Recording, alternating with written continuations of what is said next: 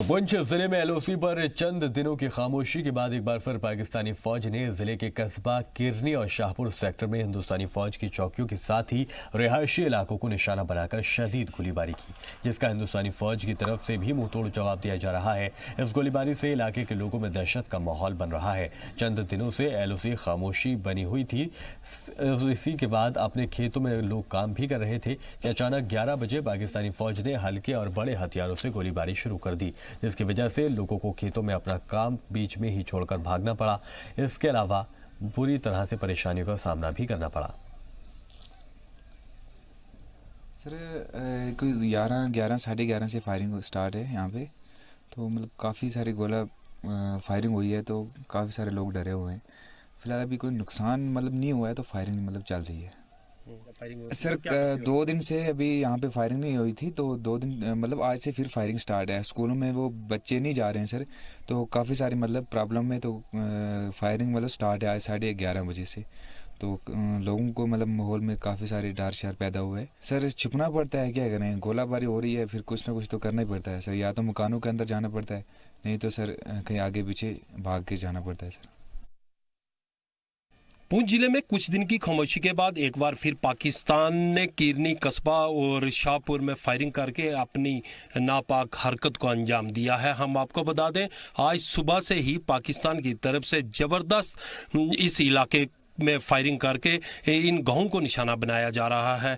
जो लगते स्कूल हैं, बिल्कुल जो सीमा के साथ सटे स्कूल हैं, उनमें भी बच्चों को छुट्टी कर दी गई है। और जो किसान खेतों में काम कर रहे थे, बड़ी मुश्किल से उन्होंने अपनी जान बचाकर अपने घर की तरफ पहुंचे हैं। लगातार पाकिस्तान की तरफ से इस तरीके की फायरिंग हो रही है। हम आपको बता दें, ये सामने जो इलाका है, जो ऊपर वाले जो पहाड़ी, ये पाकिस्तान के पहाड़े हैं, और इन्हीं पहाड़ों के बीच में पाकिस्तान की पोस्टें हैं। यहाँ से वो लगातार कस्बा किरनी मंदार जैसे इन गांवों को अपना निशाना बनाता रहता है और लगातार इसी इलाके में फायरिंग करता रहता है। और पाकिस्तान की कोशिश है कि जल्द से जल्द ज़्यादा से ज़्यादा जो फायरिंग करके इस इलाके में घुसपैठ करवाई जाए, क्योंकि आने वाले दिनों में जब बर्फबारी हो जाएगी तो इस इलाके में जो सभी रास्ते बंद हो जाते हैं। पाकिस्तान की ज़्यादा से ज़्यादा कोशिश है कि इन दिनों में ज़्यादा से ज़्यादा घुसपैठ करवाई जाए।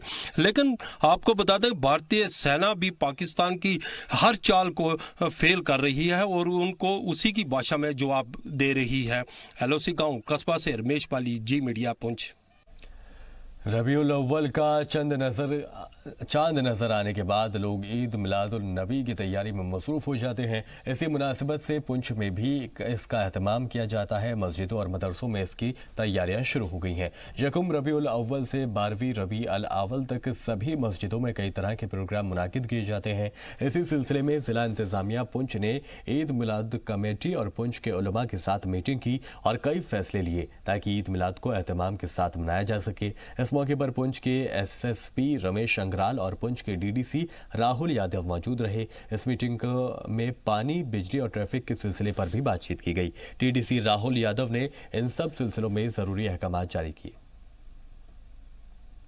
मिलादुल नबी की तैयारियों के हिसाब से मीटिंग हुई और इसमें क्या क्या एडमिनिस्ट्रेशन की तरफ से क्या क्या रिक्वायरमेंट हैं, वो मौलाना हजरात की तरफ से जो है, हमारे जो मुफ्ती साहब हैं उनकी तरफ से हमें बताया गया। और इसमें पुख्ता इंतजाम एडमिनिस्ट्रेशन की तरफ से किए जाएंगे हमारे ईद मिलादुल नबी के त्यौहार को पूरा सक्सेसफुल बनाने के लिए। और जैसे कि हमारे पुंछ में रवायत रही है, सारे त्यौहार हम मिलजुल कर मनाते रहे हैं, सो इस बार भी हम सभी पुंछवासी मिलजुल कर ईद मिलादुल नबी का त्यौहार भी उसी जोश व खरोश के साथ मनाएंगे। ईद मिलादुन्नबी पूरी दुनिया के अंदर नहायत जोश खरोश और पूरे अक़ीदत व एहतराम और ईमान के साथ मनाई जा रही है। और यकीनन ये मुसलमानों का सबसे बड़ा त्यौहार है, जिसमें नबी मुकर्रम सल्लल्लाहु अलैहि वसल्लम इस दुनिया के अंदर तशरीफ़ लाए। 12 रबीउल अव्वल को पूरी धूमधाम के साथ पुंछ शहर के अंदर भी जुलूस मुहम्मदी निकाला जाता है। और उसके अलावा हमारे शबीना जुलूस भी होते हैं, जिनकी तरतीब बताई है। 5 तारीख़ से इंशाअल्लाह ताला हमारे जो शबीना जुलूस हैं 6:15 बजे ये मिलाद चौक परेड ग्राउंड से इंशाअल्लाह ताला निकलेंगे और मरकज़ी जामा मस्जिद तक इनका इख्तिताम होगा। और जो आखिरी जुलूस होगा 11 रबीउल अव्वल को, वो जामिया अनुवार उलूम तक आएगा। मुंतखब नवीन के ऊपर उलमा इस्लाम के वहाँ बयानात भी होंगे। मेरी गुजारिश रहेगी कि जितने भी लोग मिलाद के इन जुलूसों के अंदर शरीक हों वो सलवार कमीज़ पहन करके आएँ, सर पे टोपी रख करके आएँ, खुशबू लगा करके आएँ, बावुज़ू आएँ और तिलावत करते हुए और मुस्तफ़ा करीम अलैहिस्सलाम की नात पढ़ते हुए पूरे अदब और एहतराम के साथ, और जो नारे उलमा किराम बताएंगे वही लगाते हुए पूरे अदब और एहतराम के साथ पूरे उस टाइम में रहें। और उसके बाद जब मिलाद शरीफ का जलसा ख़त्म हो उसके बाद मुकम्मल एहतराम के साथ अपने घरों की तरफ रवाना हो। शुमाली कश्मीर के बारामूला जिले में सोपोर इलाके से हिफाजती दस्तों को बड़ी कामयाबी मिली है। हिफाजती दस्तों को इत्तला मिली कि इलाके में एक लश्कर का दहशतगर्द मौजूद है। हिफाजती दस्तों ने इलाके की घेराबंदी कर मुज़क्करा दहशतगर्द को गिरफ्तार कर लिया है। सुरक्षा बलों ने एंटी मिलिटेंट ऑपरेशंस में तेजी लाते हुए पिछले 24 घंटों में लश्कर तैयबा के 3 लोगों को गिरफ्तार किया है। सुरक्षा बलों को आज उस वक्त एक बड़ी कामयाबी मिली जब बारामूला जिले के सोपोर इलाके में उन्होंने लश्कर तैयबा के एक एक्टिव मिलिटेंट को गिरफ्तार किया। इस मिलिटेंट के पास से पुलिस के मुताबिक हथियार और गोला बारूद भी बरामद हुआ है। ये मिलिटेंट पिछले 15 से 20 दिनों से इस इलाके में सक्रिय था और ओल्ड टाउन बारामूला का ही रहने वाला है। कई मिलिटेंट गतिविधियों में ये शामिल था और कई हमलों को अंजाम देने की फिराक में था, लेकिन इससे पहले कि ये कोई बड़ी मिलिटेंट गतिविधि कर पाता इसको हिरासत में लिया गया है। इससे पहले बीती रात ही सुरक्षा बलों ने उत्तरी कश्मीर के ही हिंदवाड़ा के मागाम इलाके में लश्कर तैयबा के ही 2 OGWs को हिरासत में लिया है। उनके पास से 3 ग्रेनेड्स बरामद किए गए हैं। कहीं ना कहीं देखें तो बीते 2 दिनों से लगातार एंटी मिलिटेंट ऑपरेशन में तेजी लाई जा रही है और लग रहा है कि जो मिलिटेंट्स के खिलाफ ऑपरेशंस है वो अब कहीं ना कहीं तेज हो रहे हैं। कैमरा पर्सन इरफान मंजूर के साथ खालिद हुसैन, जी मीडिया, कश्मीर। जम्मू में भारतीय जनता पार्टी की तरफ से बख्शी नगर में यूनियन टेरिटरी पर खुशी का इजहार किया गया और बीजेपी की जानिब से लोगों को मिठाइयां तकसीम की गईं और साथ में ढोल की थाप पर लोग नाचते हुए भी नजर आए। जम्मू में लोग बहुत ज़्यादा खुश दिखाई दिए। जब जम्मू कश्मीर यूनियन टेरिटरी बन गया है तब से लोगों में खुशी का माहौल है। इस मौके पर रुकने पार्लियामेंट जुगल किशोर, महासंगठन मंत्री अशोक कौल और पार्टी के कारकुनान भी इकट्ठा रहे। इस मौके पर जुगल किशोर शर्मा ने कहा कि जम्मू कश्मीर को इस वक्त यूनियन टेरिटरी का दर्जा मिल चुका है और वल्लभ भाई पटेल, श्यामा प्रसाद मुखर्जी और प्रेमनाथ डोगरा भी यही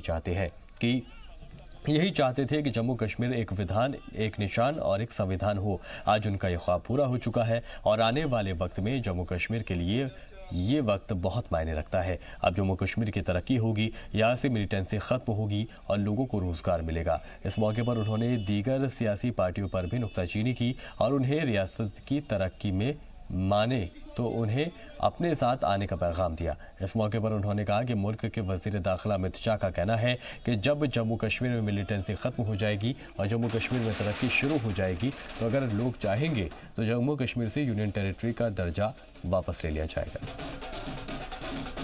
जम्मू कश्मीर की जनता जो है वो खुश है और कारण यही है कि बरसों पुराने सपने जो हैं वो अब साकार हुए हैं। सरदार वल्लभ भाई पटेल चाहते थे कि एक विधान, एक निशान, एक संविधान हो। श्यामा प्रसाद मुखर्जी चाहते थे, पंडित प्रेमनाथ डोगरा चाहते थे। हरि सिंह जी ने जो जम्मू कश्मीर का विलय किया था वो बिना शर्त था, लेकिन उसके बाद जहां पर कई प्रतिबंध लगाए गए, कई धाराएं थोपी गई और अब आज हम पूर्ण रूप से उन धाराओं से मुक्त हैं जो धाराएं जम्मू कश्मीर पर थोपी गई थी, चाहे वो 370 हो, 35A हो, या के अलग संविधान या अलग एजेंडा हो। हम आभार प्रकट करना चाहते हैं नरेंद्र भाई मोदी, अमित शाह जी का, जिन्होंने जम्मू कश्मीर के लोगों की भावनाओं का आदर मान सम्मान करते हुए जहां से 370 और बाकी जो प्रावधान है उनको हटाए हैं। और हमें इस बात की भी खुशी है कि उन्होंने ये भी कहा है कि जैसे ही जहां से आतंकवाद खत्म हो जाएगा, अमन और शांति बहाल हो जाएगी, तो उसके बाद अगर लोगों की इच्छा होगी इसे प्रदेश का दर्जा देना है तो दोबारा से प्रदेश का दर्जा जो है वो दिलाया जाएगा।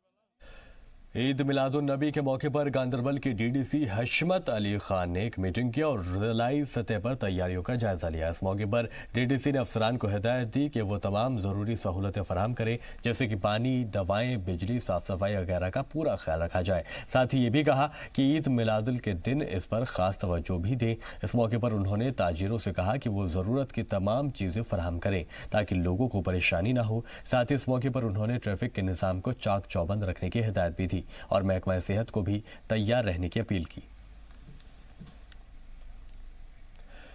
कश्मीर में सर्दियों का मौसम शुरू होते ही लोगों ने श्रीनगर से जम्मू की जानिब सफ़र करना शुरू कर दिया है। लोग जम्मू में मुख्तलिफ तरह के काम करके रोजी रोटी कमाते हैं। ऐसे में श्रीनगर से जम्मू के लिए जाने वाले ड्राइवर मुसाफिरों से मनमाना किराया वसूल करते हैं। श्रीनगर से जम्मू वाले लोगों से 500 रुपये के बजाय 1000 और 1200 रुपये के बजाय और ज़्यादा 2000 रुपये तक वसूल किए जाते हैं, जिसकी वजह से मुसाफिरों को काफ़ी परेशानियों का सामना करना पड़ता है। अगर हम रियासती ट्रांसपोर्ट कॉरपोरेशन की बात करें तो उनके किराए में काफ़ी तसल्ली बख्श हमें दिखाई देते हैं, जबकि प्राइवेट ट्रांसपोर्ट काफ़ी महंगे हैं। जम्मू कश्मीर में बीडीसी इलेक्शन और यूटी बनने के बाद पंच और सरपंच खुश नजर आ रहे हैं। पंच सरपंच ने कहा कि पंचायती निज़ाम यहां कायम हो गया है, मगर असल बात यह है कि काम होना चाहिए। बीडीसी इलेक्शन होने के बाद अब हर पंचायत की तरक्की होगी। वहीं गांदरबल के डीपीओ ने बताया कि सारे स्कीम अब जल्दी ही लागू हो जाएंगी।